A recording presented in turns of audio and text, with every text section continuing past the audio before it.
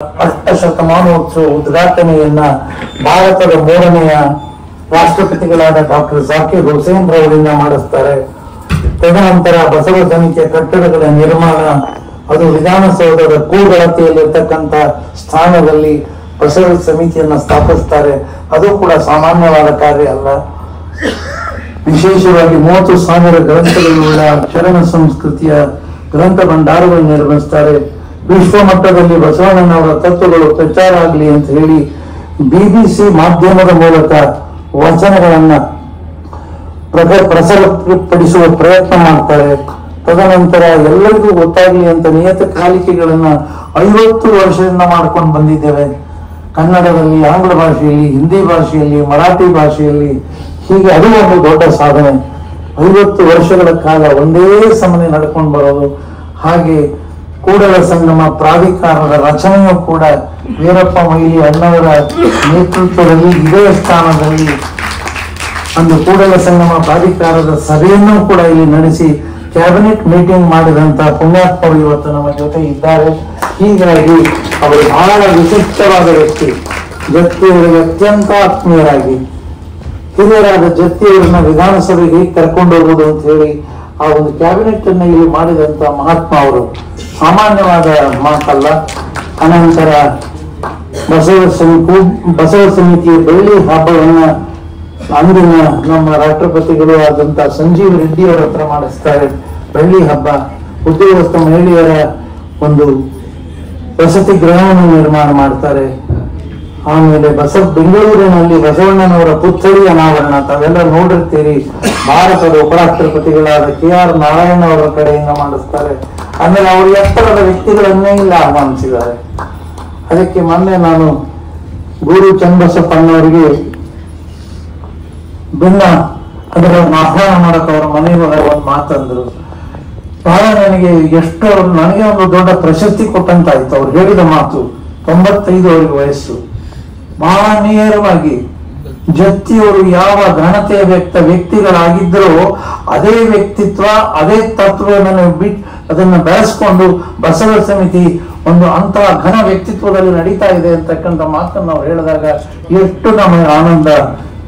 ಅವ್ರಿಗೆ ಆ ಪುಣ್ಯಾತ್ಮರಿಗೆ ಒಂದು ಪ್ರಶಸ್ತಿ ಬಂದಿಲ್ಲ, ಸಾಕಷ್ಟು ನಾಡೋಜ ಪ್ರಶಸ್ತಿ ಆಗಲಿ, ರಾಷ್ಟ್ರೀಯ ಬಸವ ಪುರಸ್ಕಾರ ಆಗಲಿ, ಜ್ಞಾನಪೀಠ ಪ್ರಶಸ್ತಿಗಳ ಅನೇಕ ಸರಮಾಲಿಯೇ ಇದೆ ಅವರಿಗೆ.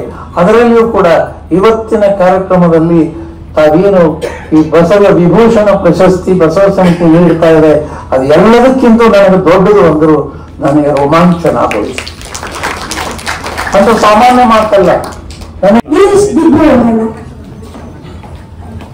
ಇವತ್ತು ಶರಣಾರ್ಥಿಗಳು ಸಿ ಚಂದ್ರಶೇಖರ್ ಅವರು ಹಾಸನದಲ್ಲಿ ಯುನೈಟೆಡ್ ಎಜುಕೇಶನ್ ಸೊಸೈಟಿಯ ಸಂಸ್ಥಾಪನೆಯಾಗಿ ಹಾಸನದಲ್ಲಿ ಮಕ್ಕಳ ಕೇಂದ್ರಿತ ಮತ್ತು ಮೌಲ್ಯಾಧಾರಿತ ಶಿಕ್ಷಣ ಅತ್ಯಂತ ಪರಿಸರ ಸ್ನೇಹಿ ಶಾಲೆಯನ್ನಾಗಿಸಿ ಮಕ್ಕಳಿಗೆ ಉತ್ತಮ ಶೈಕ್ಷಣಿಕ ವ್ಯವಸ್ಥೆಯನ್ನು ಕಲ್ಪಿಸಿ ವಿದ್ಯಾರ್ಥಿಗಳ ಭವಿಷ್ಯವನ್ನು ಸದೃಢವಾಗಿ ರೂಪಿಸಲು ಕಾರಣೀಭೂತರಾಗಿದ್ದಾರೆ.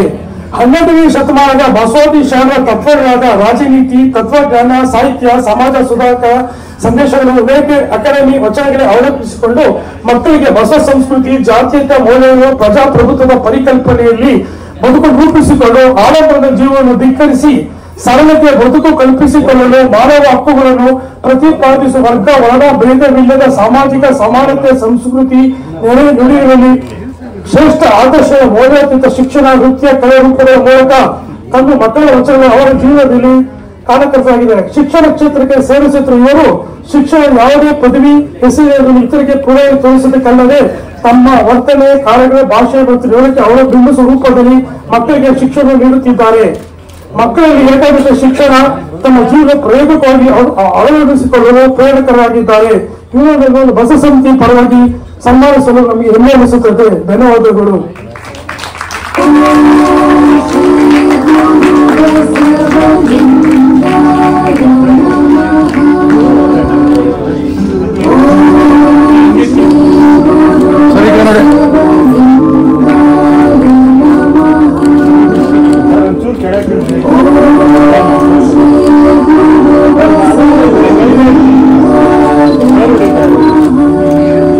ಅಂಕಗಳನ್ನು ಹಾಕಿದ್ದಾರೆ. 96.32% ಇವರೆಲ್ಲ ಬಸವ ಸಮಿತಿಯ ಕೇರಳಿ ಬಸವ ಬಾಲಕಿಯ ವಸತಿ ಶಾಲೆಯ ಇವತ್ತಿನ ಪ್ರತಿಭಾ ಪುರಸ್ಕಾರಕ್ಕೆ ಆಯ್ಕೆಯಾಗಿದ್ದಾರೆ. ಇನ್ನೊಬ್ಬ ಪ್ರತಿಭಾವಂತ ಬಾಲಕಿ ಪೂರ್ವಿಕಾ ಎ. ಪೂರ್ವಿಕಾ ಅವರು ಈ ಕಳೆದ ಸಲದ SSLC ಪರೀಕ್ಷೆಯಲ್ಲಿ ಪೂರ್ವಿಕಾ ಅವರು 93.92% ಅಂಕಗಳನ್ನು ಪಡೆದು ಇವತ್ತಿನ ಪ್ರತಿಭಾ ಪುರಸ್ಕಾರಕ್ಕೆ ಭಾಜನರಾಗಿದ್ದಾರೆ. ಇವರೆಲ್ಲರೂ ಮುಂದಿನ ಭಾರತದ ಪ್ರಜೆಗಳು ಇವರೆಲ್ಲ ಜೋರಾದ ಚಪ್ಪಾಳೆ. ಅಭಿನಂದನೆಗಳು ಎಲ್ಲ ಬಾಲಕಿಯರಿಗೆ.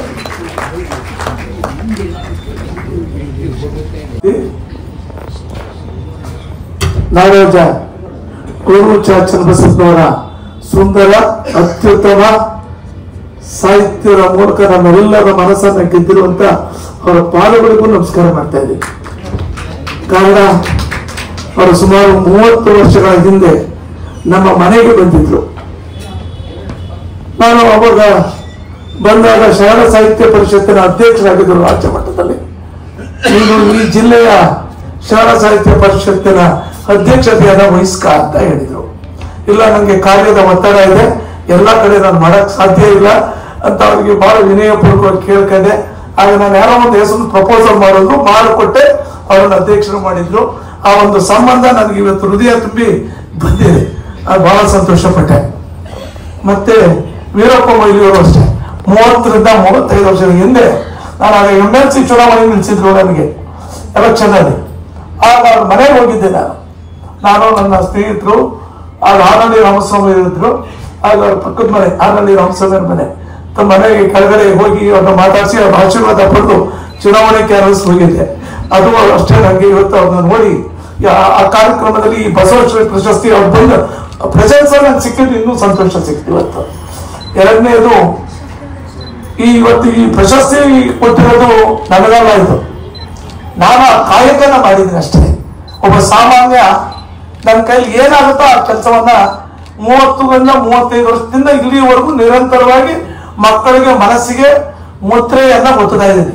ಬಸವ ದರ್ಶನದ ವಿಚಾರಗಳನ್ನ ಎಷ್ಟಾಗುತ್ತೆ ಅಷ್ಟೋ ಒಂದು ರಾಷ್ಟ್ರ ನಿರ್ಮಾಪಕರ ಕೆಲಸ ಅಂತ ತಿಳ್ಕೊಂಡು ಬರ್ತಾ ಇದೆ. ಇದು ರಾಷ್ಟ್ರ ನಿರ್ಮಾಣದ ಕೆಲಸ ಅಂತಾನೆ ನನ್ನ ಬಸವಣ್ಣ ಒಪ್ಕೊಂಡಿದ್ದೆ, ಬೇರೆ ಇನ್ನೇನು ಒಪ್ಪಿಲ್ಲ. ತತ್ವ ಒಂದು ದರ್ಶನ, ಅದನ್ನ ನಾನು ಮಾಡ್ತಾ ಇದ್ದೀನಿ. ಇವತ್ತು ಅದನ್ನ ಇವ್ರು ಹೇಳ್ದಂಗೆ, ನಮ್ಮ ಗೋರುಚ ಹೇಳ್ದಂಗೆ, ನನಗೆ ಯಾಕೆ ಕೊಟ್ಟರು ಏನ್ ಕೊಟ್ಟರು ನನಗೂ ಗೊತ್ತಿಲ್ಲ. ನಾನು ಫೋನ್ ಮಾಡಿದ್ರು, ನೀನು ಬಯೋಡೇಟಾ ಕೊಡಪ್ಪ, ಅದು ಕೊಡ್ಲಿಲ್ಲ. ನಾನು ಸುಳ್ಳ ಕೇಳ್ಬಿಡ ಕೊಟ್ಟಿಲ್ಲ. ಅದ್ರಲ್ಲಿ ಅವರೇ ನನ್ನ ಬಯೋಡೇಟಾನ ಬಂದ್ಬಿಟ್ಟಿದ್ದಾರೆ. ಆಶ್ಚರ್ಯ ಪಟ್ರು. ನಾನು ಸ್ವಲ್ಪ ಹಂಗೆ ಏನು ಮಾತಾಡ್ಕೊಡ್ ಅಂದ್ರು. ಆಯ್ತು ಸರ್ ಅಂದೆ, ಏನೋ ಮಾತಾಡ್ಕೊಡ್ತು ಫೋನಲ್ಲಿ. ಸರಿ, ಇವತ್ತು ಹೇಳಿದ್ರು, ನಾನು ಇಲ್ಲಿ ಬಂದಿದ್ದೀನಿ. ಇವತ್ತು ಈ ಸನ್ಮಾನನ ಈ ಬಸವ ತತ್ವ ಅಭಿಮಾನಿಗಳಿಗೆ ಮತ್ತೆ ಬಸವ ತತ್ವದ ಎಲ್ಲ ಅಭಿಮಾನಿಗಳಿಗೂ ಸಲ್ಲುತ್ತೆ ಅಂತ ಹೇಳ್ತೀನಿ. ಇದು ನನಗಲ್ಲ, ಇಲ್ಲಿ ಬಸವಣ್ಣನನ್ನು ಯಾರು ಆರಾಧಿಸ್ತಾರೋ ಅವ್ರಿಗೆಲ್ಲ ತಲುಪಲಿ ಅಂತ ಹೇಳ್ಬಿಟ್ಟು ಬಸವೇಶ್ವರ ಪ್ರಶಸ್ತಿಯನ್ನು ನಿಮ್ಗೆ ಹೇಳ್ತಾ ಇದ್ದೀನಿ. ಇಷ್ಟು ಮಾತನ್ನ ಆಡಕ್ಕೆ ನನಗೆ ಅವಕಾಶ, ಸಮಯದ ಅಭಾವ ಇದೆ.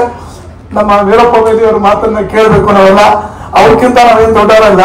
ರಾಮಾಯಣ ದರ್ಶನ ಬಂದಿರೋದು ನೋಡಿ ಎಷ್ಟು ಸಂತೋಷ ಆಯ್ತಾ ಇದೆ. ಆ ಪುಸ್ತಕನ ನೋಡಿದೆ, ನಾನೀಗ ತುಂಬಾ ಸಂತೋಷ ಪಡ್ತಾ ಇದ್ದೀನಿ.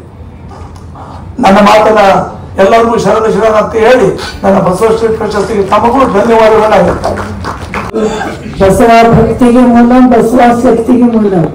ಬಸವ ಶ್ರೀ ಬಸವೇಶ್ವರಿಗೆ ಶರಣಾರ್ಥಿಗಳು. ಕರ್ನಾಟಕದ ರಾಜಧಾನಿಯಲ್ಲಿ ಈ ರಾಜಧಾನಿಯ ಮುಖ್ಯಮಂತ್ರಿಗಳಾದಂಥ ವೀರಪ್ಪ ಮೊಯ್ಲಿಯವರು ನಮ್ಮನ್ನು ಉದ್ದೇಶಿಸಿ ಈ ಕಾರ್ಯಕ್ರಮಕ್ಕೆ ಬಂದಿದ್ದಕ್ಕೆ ಮನ ತುಂಬ ನಾನು ಅವರಿಗೆ ಅಭಿನಂದನೆಗಳನ್ನು ಇನ್ಸ್ಟೆನ್ಸ್ ಮರ್ತಿರ್ಬೋದು. ಅವರು ಮುಖ್ಯಮಂತ್ರಿಗಳು, ನಾನು ಮರ್ತಿಲ್ಲ. ಅವರು ಮುಖ್ಯಮಂತ್ರಿ ಆದಾಗ ನನ್ನ ಕ್ಷೇತ್ರದ ಒಬ್ಬ ರೈತನಿಗೆ ಒಂದು ಸಣ್ಣ ಪ್ರಾಬ್ಲಮ್ ಆಗಿತ್ತು. ಸೆಕ್ರೆಟರಿ ಹತ್ರ ಹೋದ್ರೆ ಆಗೋದಿಲ್ಲ ಅಂದ್ರು. ಬಿಡಪ್ಪ, ನಾನು ಹೋಗ್ತೀನಿ ಮುಖ್ಯಮಂತ್ರಿ ಹತ್ರ ಅಂತೆ. ಬಹುಶಃ ಅವ್ರಿಗೆ ಮರ್ತಿರ್ಬೋದು, ನಾನು ಮರ್ತಿಲ್ಲ. ನಾನು ಹೋದ ತಕ್ಷಣ ಅವರು ಏನ್ ತಂದಿದ್ದೀರಾ ಅಂದ್ರು. ಸರಿ, ಹಿಂಗೆ ಆಗ್ಬೇಕಾಗಿದೆ, ಸೆಕ್ರೆಟರಿ ಆಗೋದಿಲ್ಲ ಅಂದ್ರು. ಅವ್ರಿಗೆ ಸೆಕ್ರೆಟರಿ ಆಗೋದಿಲ್ಲ, ಕೊಡಿ ಸೈನ್, ನಾನು ಸೈನ್ ಮಾಡ್ತೀನಿ. ಸರ್, ನೀವು ಮರ್ತಿರ್ಬೇಕು, ನಾನು ಮರ್ತಿಲ್ಲ. ಯಾಕಂದ್ರೆ ನಾನು ಮಾಡೋ ಕ್ಷೇತ್ರದ ನಮ್ಮ ರೈತರದ ಬಡ ರೈತನಿಗೆ ತಾವು ಸಹಾಯ ಮಾಡಿ ಅವನು ಬಹಳ ದೊಡ್ಡ ಮನುಷ್ಯ ಆಗಿದ್ದಾನೆ. ಅದನ್ನ ತಮಗೆ ಆ ಕೀರ್ತಿ ಹೋಗ್ಬೇಕು ಅಂತ ನಾನು ಹೇಳ್ತೇನೆ. ಹನುಮಾಯ್ತಲ್ರಿ ಅಂತ ನಾನು ಕಾಕಾಗ ಅವಾಗ ಎಷ್ಟೋ ಜನಕ್ಕೆ ಓಡಾಕ ದೋತ್ರ ಬಿಡಲ್ಲ ಒಂಚೂರು ಹರಿದಿದ್ರೆ ಏನಾಗ್ತೈತೆ ಅಂದ್ರು ನನಗೆ. ಯಾಕಂದ್ರೆ ಅವಾಗ ಅರವಿಂದ್ ಏನು ಬಹಳ ಚಿಕ್ಕ ಹುಡುಗರು. ನಾನು ಹೋಗಿ ಅವ್ರ ಮನೆಯಲ್ಲಿ ಒಡನಾಟ ಮಾಡುವಾಗ ಇವರೆಲ್ಲ ಚಿಕ್ಕ ಚಿಕ್ಕ ಮಕ್ಕಳು. ನನಗೆ ಚರ್ಚೆ ಅವ್ರ ಮನೆ ಅಂದ್ರೆ ತವ್ರ ಮನೆಗಿಂತ ಹೆಚ್ಚಾಗಿ ನಾನು ಹೋಗ್ತಾ ಇದ್ದೆ. ಇವತ್ತು ಅವ್ರ ಮನೆಯಲ್ಲಿ ಮಾವಿನ ಗಿಡ ಇದ್ದು ರೀ, ಅದು ಅರವಿಂದ್ ಮಾದೇವ್ರಿ ಇವತ್ತಿನ ದಿವಸ ನೆನಪೈತಿಲ್ಲ ನನಗೆ. ಮಾವಿನ ಹಣ್ಣು ಬಿಟ್ರೆ ನನಗೆ ಫೋನ್ ಮಾಡಿದ್ರು ಅಮ್ಮ ಸಂಗಮ್ಮನವರು, ಏನಿಲ್ಲಕ್ಕ ಬಾ ಮಾವಿನ ಹಣ್ಣು ಬಿಟ್ಟು ಅವ್ನು ನಮ್ಮ ಗಿಡದಾಗ ಅಂತ ಹೇಳಿ ಯಾರು ಹೇಳ್ತಾರೆ.